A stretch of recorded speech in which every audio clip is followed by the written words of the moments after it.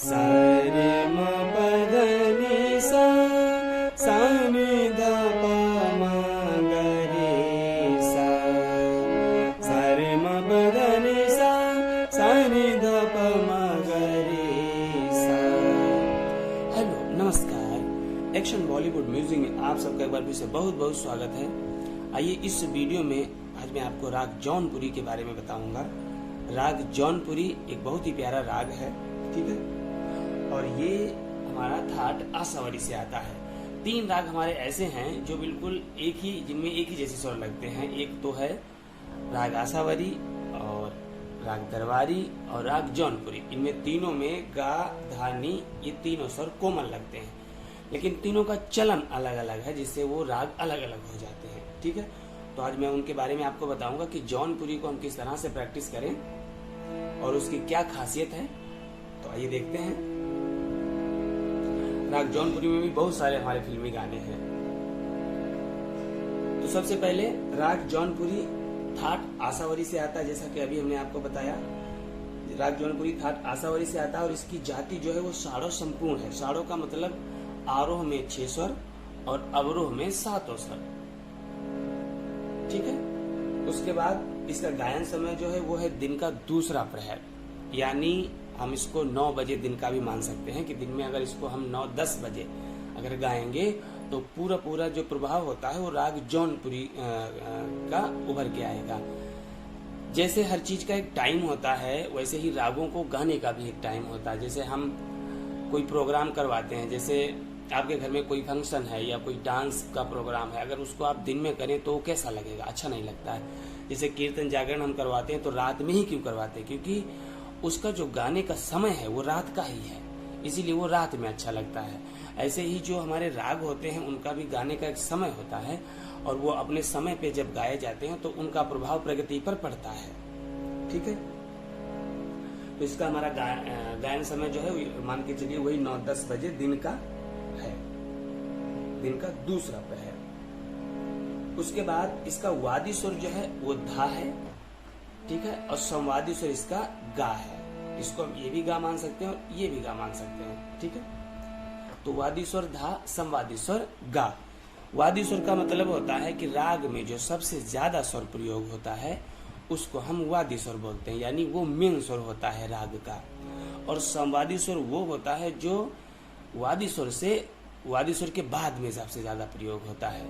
तो सबसे ज्यादा प्रयोग होगा धा, ठीक है, क्योंकि धा इसका वादी है। उसके बाद जो सबसे ज्यादा प्रयोग होगा वो होगा गा, और उसके बाद जो स्वर प्रयोग होंगे वो होते हैं बाद के स्वर। जैसे ये हो गया राजा, ये हो गया मंत्री, और बाकी की हो गई जनता यानी प्रजा, ठीक है। तो उनको हम इस तरह से भी समझ सकते हैं। तो वादी स्वर हमारा होगा धा, संवादी स्वर गा, और बाकी के स्वर जो होते हैं वो अनुवादी होते हैं। अनुवादी का मतलब है कि इसको हम ऐसे भी समझ सकते हैं कि धा जो है वो राजा है और गा जो है वो मंत्री है और बाकी के स्वर जो है वो प्रजा है। तो गा स्वर जो है जो मंत्री है वो बार बार राजा को प्रजा के बारे में बताता है, क्योंकि डायरेक्ट प्रजा राजा से बात नहीं कर सकती। प्रजा बात करती है मंत्री से और मंत्री बात करता है राजा से। तो वही पूरा सिस्टम हमारे रागों में भी होता है, ठीक है। उसके बाद में इसमें जैसे मैंने आपको शुरू में बताया कि हमारा ये षाड़व और संपूर्ण जाति का राग है, तो आरोह में इसका गा स्वर जो है वो वर्जित रहेगा, अवरोह में गा को प्रयोग करेंगे। तो अभी जब हम आरोह अवरोह करेंगे आपको बताएंगे, ठीक है। इसके बाद में आते हैं न्यास के स्वर। उनको हम विश्रांतिक स्वर भी बोलते हैं, यानी जहाँ पे विश्राम किया जाता है। जैसे हम विस्तार करते हैं, आलाप करते हैं, तो आलाप करते समय हम किन स्वरों पे रुकते हैं उनको हम न्यास का स्वर कहते हैं। जैसे हम छोटा सा कुछ ले लेते हैं, सा रे म पा द पा। अब यहाँ से जब हम चले तब भी पा पे रुके, यहाँ से जब लिया तब भी पा पे रुके, तो पा इसका हो गया न्यास का स्वर।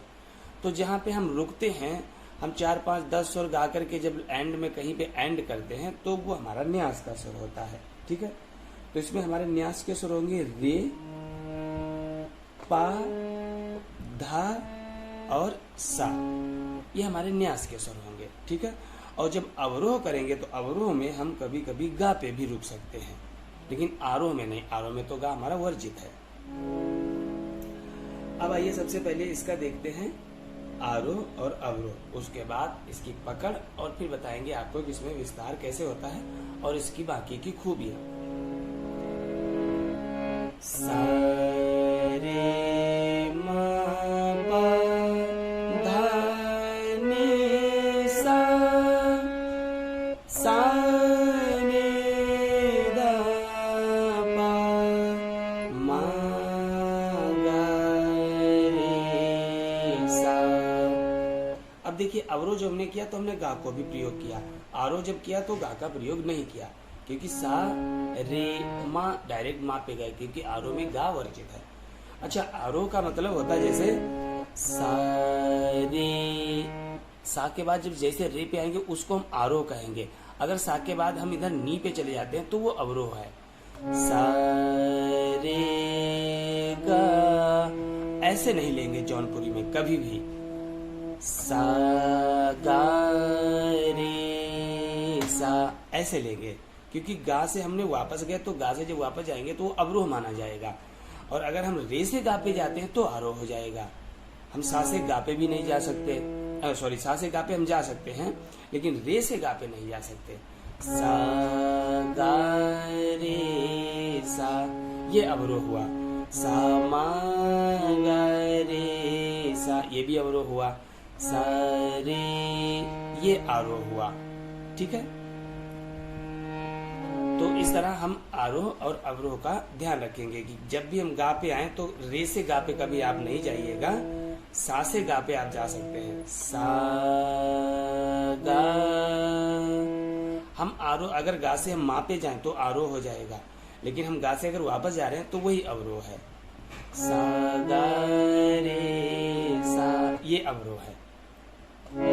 तो यहाँ पे आपको ध्यान रखना है कि जब भी हम इसका जैसे हमने लिया सा रे गा, सॉरी सा रे म प ध प म प म ग रे सा रे म ग रे सा ऐसे ही लेना है। अभी हम इसमें जो इसके राग वाचक स्वर हैं वो भी आपको बताएंगे। तो ये हमारा हो गया आरोह अवरोह। एक बार फिर से देखें, सा रे म प ध नि सा, सा रे ध प म ग रे सा। ये हमारा राग जौनपुरी का हुआ आरोह अवरोह। अब आइए इसकी देखते हैं पकड़ क्या होगी। किसी भी राग में पकड़ का मतलब होता है कि कुछ ऐसे स्वर जिनको गाने से पता चल जाए ये कौन सा राग गाया जा रहा है, और वो निकल के आते हैं चलन से। ठीक है, तो इसमें हमारे पकड़ के स्वर क्या होंगे? म प नि ध प ध म प ग रे म प, ये हमारे पकड़ के स्वर हैं। तो राग जौनपुरी के ये स्वर हम गाएंगे और इनका जैसे जो उसकी खूबसूरती वो क्या है, म प नि ध प, कहीं पे भी जैसे ऐसे लिया जाएगा तो वो जौनपुरी समझ में आएगा। ठीक है, अभी इसके और भी रागवाचक स्वर वो भी बताएंगे आपको। म प नि ध प ध म प ग रे म प, ये हमारी राग जौनपुरी के पकड़ के स्वर हैं। तो पकड़ के स्वरों को खूब गाएं ताकि कहीं भी ऐसा फ्रेज आपके सामने आए तो आप समझ सकें कि ये राग जौनपुरी गाया जा रहा है, या आप कहीं गाएं तो दूसरा समझ सके। ठीक है, ये हमारे हुआ आरोह अवरोह और पकड़। अब आइए चलते हैं इसकी और थोड़ी जानकारी में लेकर के आपको। राग जौनपुरी जो है ये दिन के रागों में अति मधुर और विशाल राग माना जाता है। ठीक है, अब इसमें जैसे एक और रागवाचक मेन स्वर जो इसके हैं, जैसे हमने कहीं पे अगर लिया रे रे म म पा। ये इसका मेन रागवाचक स्वर है। जैसे कहीं भी आपको राग में रे रे म म पा ऐसे अगर कहीं लिया गया तो वो सीधा सीधा राग जौनपुरी, वो सीधा राग जौनपुरी का वातावरण एकदम सामने आ जाता है कि ये जौनपुरी गाया जा रहा है। रे रे म म पा, इन स्वरों को जैसे लगाते हैं तो वो राग जौनपुरी का जो है सीधा वातावरण हमारे सामने आ जाता है।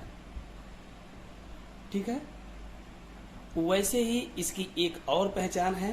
जैसे हम धा म पा ग रे म पा, धा म पा ग, जब इस तरह हम मीड में इन स्वरों को लेते हैं तो इनसे हमारे राग जौनपुरी का जो स्वभाव है, जो उसका भाव है, ये और गंभीर हो जाता है। रे रे म म पा धा म पा ग रे म पा, सीधा जौनपुरी में आप पहुंच जाएंगे। कहीं भी कोई आपको गाएगा और कहीं आप भी गाते हैं तो कोई अगर जिसको थोड़ी बहुत राग की समझ है वो सीधा समझ जाएगा कि हमारा राग जौनपुरी गाया जा रहा है। ठीक है। तो इस तरह हमारा ये राग जौनपुरी का जो है पूरा डिटेल्स हमने आपको बताया है। तो जो जो चीज़ें हमने आपको बताई हैं इन सब चीज़ों को आपको याद रखना है, और अगर आप इन सब चीज़ों को याद रखेंगे तो कहीं भी राग का विस्तार करेंगे तो आपका गलत नहीं होगा। विस्तार करते समय आपको न्यास के स्वर याद रखने हैं। जैसे कि हमने आपको न्यास के स्वर लिखाए थे, फिर से देख लीजिए आप, रे पा धा और सा, और अवरोह में गा, जैसे हमने ये अभी गा लिया धा मा पा गा रे गा। अब गा पे हम थोड़ी देर रुक रहे हैं तो अवरोह में गा पे भी हम न्यास कर सकते हैं। ठीक है। अच्छा, जौनपुरी और आसावरी इन दोनों के स्वर समान हैं और लगभग इनका जो चलन है वो भी समान है, पर इनको अलग किया जाता है खाली एक ही तरीके से कि हम जब जौनपुरी गाते हैं तो जौनपुरी में हम नी को लगाते हैं, लेकिन जब आसावरी गाते हैं तो आसावरी में नी जो है वो वर्जित है। बस इतना ही अंतर है। गा आसावरी में भी वर्जित है और आरोह में और आसावरी में नी भी वर्जित है। जौनपुरी में नी लिया जाता है, खाली गा वर्जित है। बस इतना ही अंतर है। खाली नी अगर लगा देंगे तो जौनपुरी बन जाएगा और नी हटा देंगे तो आसावरी बन जाएगा। बस इतना ही उसका अंतर है। ठीक है। तो ये हमारा कुछ था जो राग जौनपुरी का हमने बताया था आपको। अब आइए इसमें हम थोड़ा सा विस्तार लेते हैं कि इसका विस्तार करते हैं इसमें। सा सा रे रे सा। अब देखिए यहाँ पे जो हमने आपको न्यास के स्वर के बारे में बताया था उसको समझना है कि हम कहाँ कहाँ रुक रहे हैं। सा नी सा। अब नी तो न्यास का स्वर है नहीं, इसलिए हम नी पे नहीं रुकेंगे। नी पे हम चाहे 3 बार नी लें चाहे 4 बार नी दबाएं, एंड में रुकेंगे सा पे जाके। सा उसका न्यास का स्वर है। सा नी सा रे रे सा रे रे मा मा पा भी न्यास का स्वर है। पा पा पा धा धा पा भी न्यास का स्वर है। हम रुक धापे भी सकते हैं, पर धा उसके चलन से अभी उसके अकॉर्डिंग नहीं आ रहा। जब हम ऊपर से घूम के आएंगे तब धापे भी रुकेंगे। अभी उसके भाव के हिसाब से हमें चलना पड़ेगा। फिर से देखें। सा रे सा रे रे सा रे रे मा मा पा। इनको हम जल्दी भी ले सकते हैं। रे रे मा मा पा पा पा पा दा दा पा धा पा दा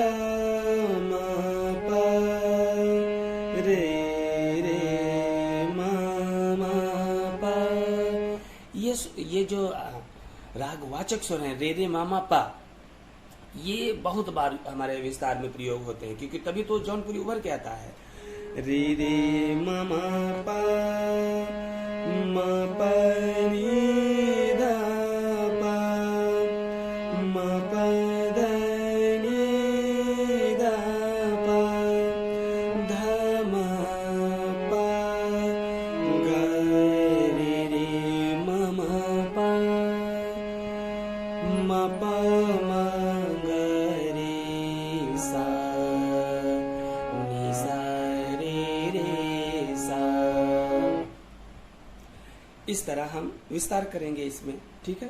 तो ये अभी हमने आपको कुछ विस्तार बताया है, और विस्तार का जो सिस्टम होता है वो हमें लिख कर नहीं करना चाहिए। जैसे किसी में थोड़ा विस्तार आपको लिख दिया और आपने उसको कर लिया, फिर उसके बाद फिर हम बैठ जाते हैं। विस्तार हमेशा हमें अपनी मर्जी से करना है। आप थोड़े स्वर लीजिए, सा से माँ तक जाइए और पीछे नी तक, इतने स्वरों में ही आप घूमते रहिए।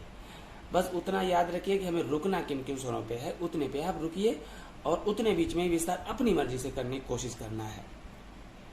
क्योंकि राग की जो बढ़त होती है वो हम खुद करते हैं। जैसे हमने विस्तार किया, अब इस विस्तार में हम चाहें 1 घंटा 2 घंटा कितनी भी देर लगे रहें, हम रहेंगे जौनपुरी में मगन हो जाएंगे और उसकी सरगम को गाते रहते हैं। तो कितना भी आप विस्तार कर सकते हैं।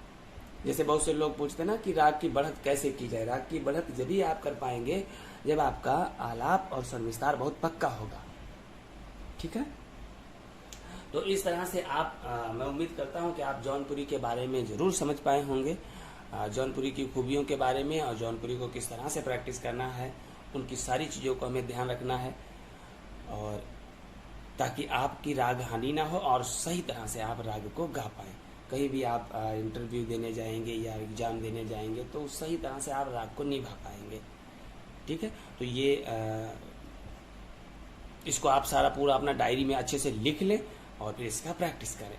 तो मिलते हैं अगले वीडियो में, तब तक के लिए नमस्कार।